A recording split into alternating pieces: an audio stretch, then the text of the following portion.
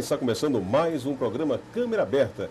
E hoje vamos entrevistar Edmilson Filho. Ele é engenheiro eletricista com especialização em engenharia de segurança do trabalho, também auditor, perito e gestor ambiental, empresário no segmento de segurança do trabalho, higiene ocupacional e meio ambiente, e também perito judicial do Tribunal Regional do Trabalho da Paraíba e também Distrito Federal. Edmilson, seja bem-vindo, tudo bom? Boa tarde, Gilson. Tudo bom? Tudo bom. Meu querido, o que é que vem a ser engenharia de segurança do trabalho? Engenharia de segurança do trabalho, Gilson, é um ramo da engenharia em que os engenheiros de segurança do trabalho e médicos do trabalho se preocupam com a saúde dos trabalhadores de uma forma geral. Nesse ramo, os engenheiros se preocupam com o planejamento, com o cumprimento das normas e com que os trabalhadores voltem para casa da mesma forma que chegaram. E como é o sistema de implantação dessa segurança numa empresa, digamos, numa microempresa de pequeno ou grande porte? Esse sistema de implantação de segurança ele varia muito com o porte da empresa.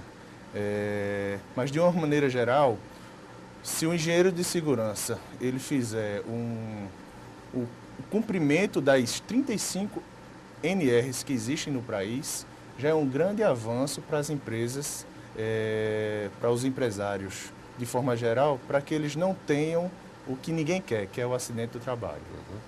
Qual o segmento que dá mais dor de cabeça a vocês técnicos? Qual o setor, por exemplo? Não dá para dizer que um segmento é pior nem melhor do que o outro. O que diferencia é a maneira com que o empresário de cada setor propõe como prioridade a segurança do trabalho. É bem verdade que a gente sabe que a construção civil é uma área que sempre foi historicamente problemática. A indústria, de forma geral, dependendo de cada indústria, tem os seus riscos inerentes, como indústrias que têm mineração, indústrias que têm envases de bebidas e de uma forma geral. Mas isso depende muito da prioridade com que o empresário trata o assunto de segurança do trabalho. Qual é o passo a passo para orientar o trabalhador nesse processo de segurança do trabalho? Os trabalhadores têm que ter em mente que quando eles vão entrar para trabalhar dentro de uma empresa, tudo começa pelos exames admissionais. É nesses exames que vão ser diagnosticados se ele tem determinadas doenças ou não. Após a entrada da empresa, os empresários têm que tomar cuidado e ter, pelo menos, o cumprimento dos programas legais. O PPRA, que é o Programa de Prevenção de Riscos Ambientais, que é obrigatório por todas as empresas. O LTCAT, que é o Laudo Técnico de Condições Ambientais, que é exigido pelo INSS, e o PCMSO, que é o Programa de Controle Médico de Saúde Ocupacional, que é, através do PPRA, os médicos eles elaboram um plano de exames para diagnosticar se os trabalhadores estão adquiriram algumas doenças ocupacionais ou se a empresa realmente está caminhando com a diretriz de segurança do trabalho. Qual o tipo ou os tipos de doenças que os segmentos do TCE, Construção Civil, enfim, estão evitando das pessoas? Essas doenças, elas variam de acordo com os riscos que cada atividade tem dentro de uma empresa. Por exemplo, uma empresa que é uma mineradora, que trabalham com a exploração de rochas, com alguma exploração de minérios, elas possuem um risco de poeira, que são riscos químicos. E os trabalhadores que trabalham nesse ambiente têm que se preocupar em trabalhar com segurança, com determinados EPIs, com determinados EPCs, para não adquirir, por exemplo, doenças como a silicose, que até hoje não tem cura.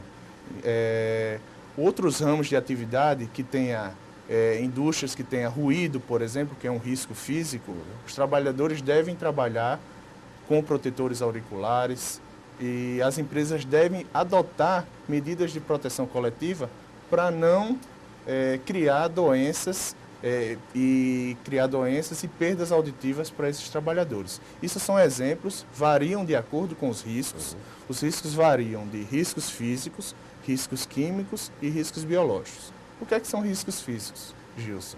O ruído, o calor, a vibração, a umidade, o frio. Todos esses, se você não criar proteções e gestão de segurança para esses riscos, esses trabalhadores podem realmente adquirir doenças que a gente chama de doenças ocupacionais. Você já tem já padrão de estabelecer uma empresa, por exemplo, mineração, vai ter que usar isso aqui, ou muda de mineradora para mineradora? De uma forma geral, é preciso essas empresas contratarem profissionais que realmente saibam os programas e a maneira do processo de gestão dessas empresas. Não dá para dizer que uma mineradora tem que trabalhar de um jeito, outra mineradora trabalha de outro. De uma forma geral, é a mesma coisa, só que esse diagnóstico tem que passar por um processo sério de higiene ocupacional, através de métodos de amostragem, de medições quantitativas, através de bombas, calibradores e um trabalho realmente de engenharia, você vai saber identificar quais os riscos que existem naquela empresa e que adoções e que medidas têm que ser adotadas para realmente neutralizar e eliminar as possíveis doenças adquiridas nessas empresas. Quando se fala segurança do trabalho, logo vem à mente que o trabalhador tem que ter um capacete, tem que ter o fardamento, mas tem muita coisa por trás. Né? Muita coisa por trás. Para a gente poder identificar os riscos de uma empresa, é preciso fazer um trabalho muito sério, através de medições quantitativas, com instrumentos que muitas vezes o patrão, o empresário, sequer conhece. Para a gente poder fazer uma avaliação, por exemplo, se o ambiente é quente ou é frio, isso não pode ficar no achômetro. A gente tem que colocar medidores que existem, monitores de estresse térmico, existem parâmetros e variáveis que a gente realiza medições para que faça-se uma avaliação séria, para que medidas, aí sim, para que medidas corretas sejam tomadas de uma maneira que seja também viável para o empresário. Né? O empresário não pode achar que investir em segurança do trabalho é um peso, é uma coisa ruim, é um custo para ele. Ele tem que investir nesse ramo porque isso tem que ser um benefício. Ele tem que investir nesse ramo porque ele não quer que o trabalhador adoeça, ele não quer que o trabalhador falte, ele não quer que o trabalhador se acidente. Se o trabalhador se acidentar, aí sim é um problemaço para o empresário. Aí vem aquela frase, é melhor prevenir que remediar, né? É verdade. Agora, se dá muito acidente aqui no estado, devido a quê? A negligência do trabalhador ou falta de estrutura da área de trabalho? Das duas formas. Esse problema da segurança do trabalho, ele ainda é um tabu, tanto para os empresários como para os trabalhadores. Eu digo muitas vezes, quando eu dou minhas palestras e dou meus cursos, é 50% do empresário e 50% do trabalhador. Ocorre que nós não fomos educados ao longo desses anos para que a gente tenha realmente uma diretriz de segurança, nem pelo trabalhador, nem pelo empresário.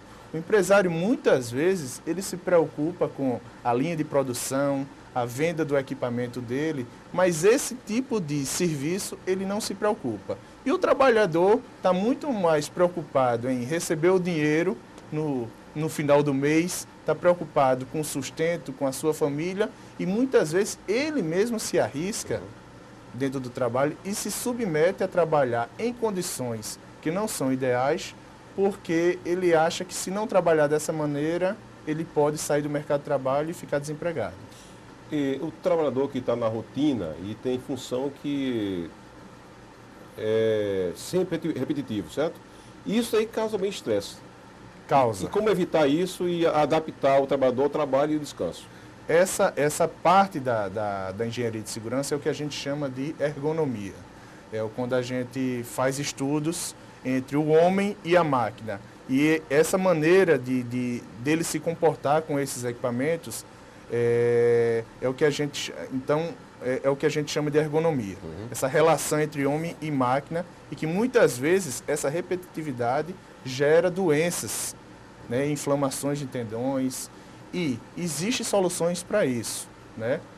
Existem consultorias que fazem laudos ergonômicos, já apontando melhorias nas condições de trabalho, e que se o empresário acreditar realmente nesse trabalho, ele investe numa mudança de maquinário e ele vai ter o trabalhador trabalhando por 10, 15, 20 anos, 30 anos, sem se acidentar, sem se afastar e, consequentemente, ele também tem um aumento de produção com isso. No quadro de acidentes por todo o Brasil, como é que está hoje Paraíba, especial João Pessoa? Nesse item, a Paraíba ela segue um pouco a estatística do país. Nós tivemos ano passado na faixa de 800 mil acidentes de trabalho e a Paraíba ela contribui um pouco com esses acidentes. Ainda é um número muito alto, ainda é um número que nós não podemos comemorar de forma alguma. Ainda é um número em que os empresários, se conseguissem enxergar as perdas que eles têm, tanto com as perdas humanas, como pelas perdas de produção, porque quando o funcionário falta, ele é um problemaço para o empresário. Ele investiria realmente em segurança do trabalho. A Paraíba continua também participando dessa estatística, que é uma estatística ruim, mas nós temos também boas ações, principalmente na área de construção civil, que deu uma melhorada bastante, principalmente com algumas leis que foram criadas para diminuir, por exemplo, os choques elétricos, que eram motivo de muitas mortes aqui na Paraíba, e isso já foi cessado e diminuído bastante. Você que dá assessoria com sua equipe para todo o Brasil, qual é a realidade hoje da segurança do trabalho no Brasil? A segurança do trabalho, a higiene ocupacional, ela avançou bastante. Muitas empresas já sabem que podem ganhar, podem melhorar, inclusive, os seus preços dos seus produtos, investindo em segurança do trabalho. As empresas que já acordaram para isso, que fazem trabalhos sérios na fase de planejamento, na fase de elaboração dos programas, na fiscalização das atividades em campo, ela sabe que isso é viável. Ela sabe que, desta maneira, ela vem tendo sucesso. Várias empresas, inclusive, muitas delas realmente multinacionais que se instalaram no país, já vêm com esse conceito. Os micro e pequenos empresários ainda têm muito que evoluir. E aí existem várias maneiras de se dar assessoria. Está aí o SEBRAE para apoiar essas instituições. Existem empresas de consultoria, porque algumas empresas, Gilson, apesar de e algumas vezes serem obrigadas a contratar profissionais de segurança do trabalho, dependendo da quantidade de empregados, as empresas que não têm essa obrigatoriedade de contratação, muitas vezes não sabem o que fazer. E aí terminam sofrendo bastante com acidentes, com a morte, com a doença. E aí o empresário que não está preparado para esse tipo de solução, ele termina quebrando, infelizmente. E chegada aí uma segunda-feira, de repente o camarada vai trabalhar ressacado ou então ainda cheio de cachaça. Como é que a empresa trabalha com um elemento desse no dia a dia? Bem, eu já trabalhei... Não trabalha, demite logo, né? Eu já trabalhei na concessionária de energia elétrica. E uma das premissas que o profissional de eletricidade é que ele não pode trabalhar de ressaca, ele tem que estar com todas as condições técnicas para poder exercer sua profissão.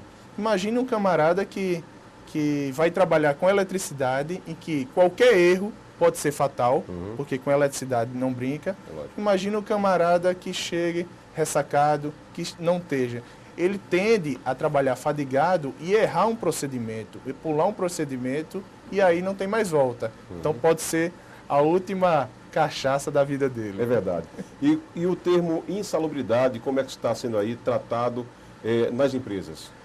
A insalubridade, deixando claro para as empresas, esse termo insalubridade é um termo que a gente chama de que o trabalhador ele tem que trabalhar com saúde, ele tem que trabalhar num ambiente limpo, ele tem que trabalhar num ambiente agradável, com todas as condições para ele exercer. As empresas que não investem em segurança do trabalho, que deixam seus ambientes com os riscos físicos, químicos e biológicos sem nenhuma gestão, fatalmente vão trabalhar num ambiente que a gente chama de sujo, um ambiente que não é agradável, que pode gerar doenças para esses empregados. E aí é o que a gente chama de insalubridade. Algumas empresas realmente, hoje, elas investiram bastante, algumas empresas, principalmente as empresas grandes, elas investiram bastante para não ter que pagar esse adicional aos trabalhadores, porque ela sabe que também, além dos profissionais, ela tem que pagar no final do mês aquele adicional de insalubridade, isso pode gerar um problemaço para ela mais na frente, que é a aquisição de uma doença ocupacional. E como ele deve exigir seu direito de insalubridade? A insalubridade, ao longo desses anos, ela foi um pouco que deturpada. Os trabalhadores, eles acham que eles querem ganhar o adicional de insalubridade porque eles querem ganhar uma renda a mais. Só que mal sabem eles que eles estão recebendo um dinheiro para ficar doente. É uma compensação. Então, as empresas, elas não têm que pagar adicional de insalubridade. Elas têm que realmente resolver o problema, cessar, neutralizar e eliminar esses riscos para que não haja necessidade. O adicional de insalubridade, junto com o adicional noturno, eles não têm direito adquirido. O trabalhador ele pode trabalhar 1, 2, 3 anos com adicional de insalubridade, mas na hora em que eu realmente resolver o problema, não há necessidade desse pagamento. Isso é uma das coisas que a gente trata muito com os empresários. A nossa empresa ela tem um programa chamado Programa Insalubridade Zero, que é uma patente da nossa empresa, e a gente aplica. Nós pegamos empresas que têm esse potencial de insalubridade, nós fazemos um trabalho sério, eliminamos os riscos e aí o empresário não tem que pagar esse adicional de insalubridade. Quer dizer, para vocês que tem toda a preparação para isso, tem como identificar o ambiente se ele é insalubre ou não? Identificamos através da antecipação dos riscos, a gente identifica, faz um diagnóstico, a gente mede cada agente físico, químico e biológico. A gente tem condição de fazer um plano de neutralização através de adoções coletivas, adoções individuais e muitas vezes mudanças de layout dentro da empresa.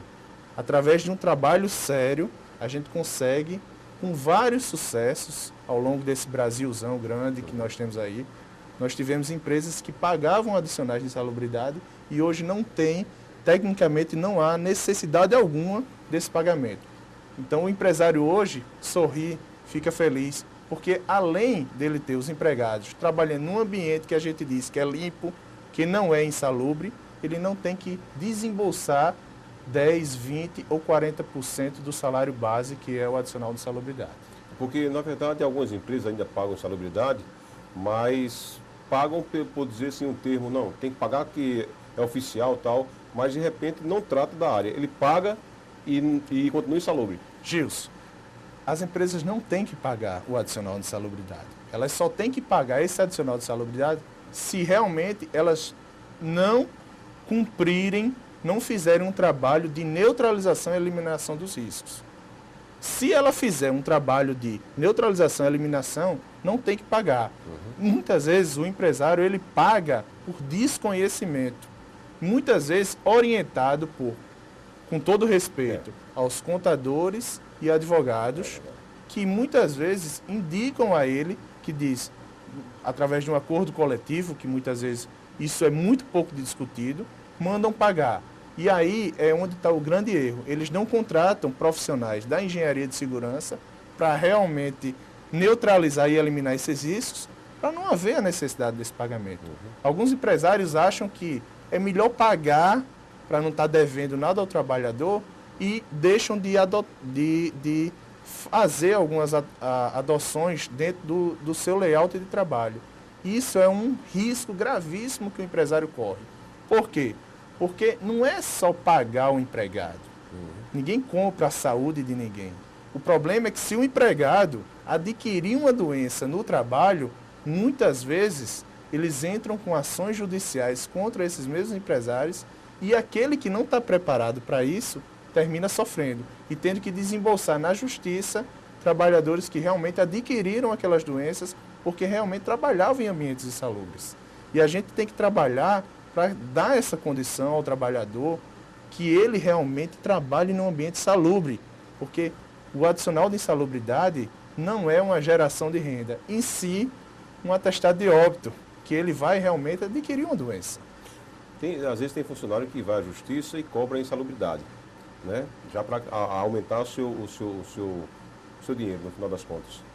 E como a justiça procede depois desse fato? Bem, a justiça, depois desse fato, como a justiça trabalha com o passado, né? A justiça trabalha com o passado, o que ela pode fazer é aquilo que realmente é dever do trabalhador, direito do trabalhador, e se ele realmente tinha direito a receber esse adicional de salubridade, a justiça manda pagar, a justiça manda pagar, o empresário pagar ao trabalhador. A justiça não tem um trabalho forte na questão da prevenção. Quem tem esse poder talvez seja o Ministério Público do Trabalho, de intervir naquelas empresas. Tantas empresas tem aí que pagam 1, 2, 3, algumas delas dizem que só pagam na justiça. Então cabe ao Ministério Público intervir e aumentar também a fiscalização do Ministério do Trabalho, para que essas empresas que a gente chama de gananciosas, que querem ganhar dinheiro a todo custo e sequer não paga-se um adicional de insalubridade, elas realmente têm que ser punidas pela fiscalização. Edmilson Filho, estamos chegando ao final do programa. Eu estou muito satisfeito, com certeza também o telespectador, né, o empresário também. E deixe para a gente aí teu contato, e-mail, site também de sua empresa, pode ficar à vontade. Meu nome é José Edmilson, eu sou proprietário da Ambientec, o meu telefone é o 3578-7020 da Ambientec e meu e-mail é edmilson@ambientec.com. Nós temos uma empresa de engenharia e de consultoria na área de higiene ocupacional, engenharia de segurança do trabalho e meio ambiente. E nós prestamos serviço em todo o país, especificamente na região Nordeste. Nós temos uma franquia sediada aqui em João Pessoa, aqui em Tambaú, e ficamos à disposição para entrar em contato com qualquer empresário e atuamos em todos os mercados. E nós temos uma estrutura local e uma retaguarda nacional para resolver qualquer problema que seja de ordem de consultoria para os empresários paraibanos. Obrigado, foi um prazer conhecê-lo pessoalmente, viu? Igualmente, felicidades. Até logo. E a você também, nosso muito obrigado, até a próxima.